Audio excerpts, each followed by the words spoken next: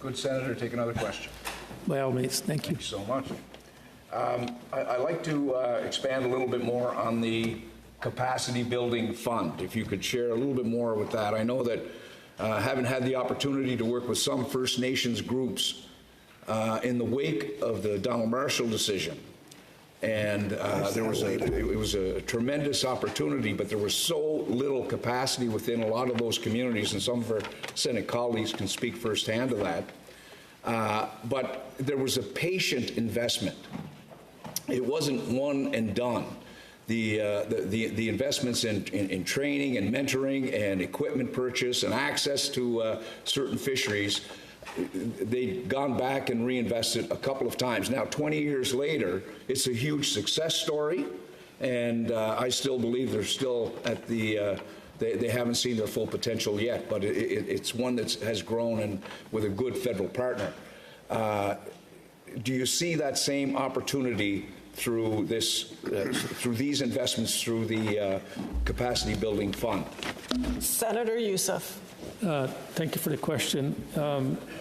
As you're aware, the government much earlier outlined that currently there's $5 billion was allocated to this fund. The government is going to double that fund to $10 billion. And this is to allow Indigenous communities that want to partner on projects to have, of course, the support, their financial support, to allow them to become partners in that. I think this shows a commitment to keep building Indigenous participation in major projects across the country for those who chose to do so, by ensuring they have the resources to be real partners at the table.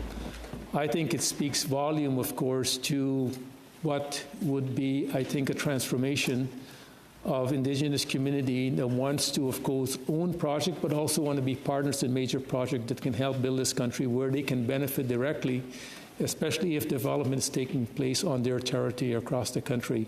I think in later years we'll reflect, as the government has done, a tremendous, I think, recognition by doubling the fund that will make much more money available that was not possible under the previous fund. And doubling it, I think, will mean that more partners can then also take advantage of this.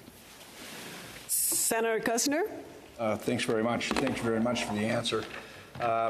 My second question would be on the meeting with Indigenous leaders on July 17th. If you could share with the Chamber a little bit more information and the intent of that and where you see that going. I know back in Nova Scotia, our Premier, Tim Houston, has been a champion with offshore wind.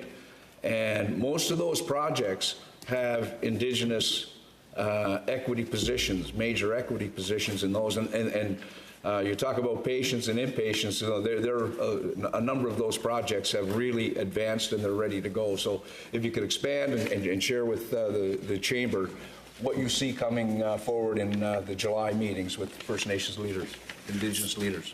Senator Yussuff. Thank you again for the question.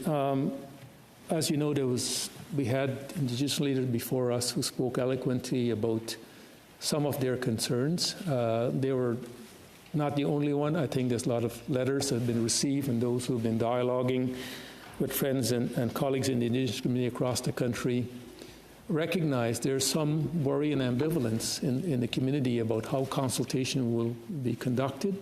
But in addition to that, how can the federal government truly respect and partner with them going forward? I think this meeting is of critical importance, with the Prime Minister committing to be there.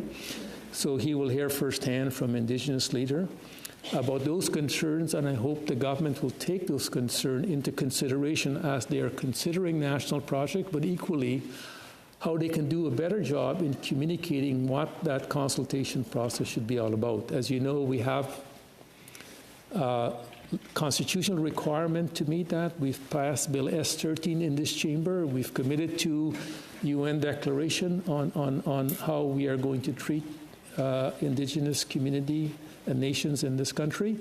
And I think this dialogue can only strengthen, of course, Prime Minister being a new Prime Minister of the country, his understanding of what the expectation might be, and I hope it will give real meaning to this legislation implementation as the government go forward.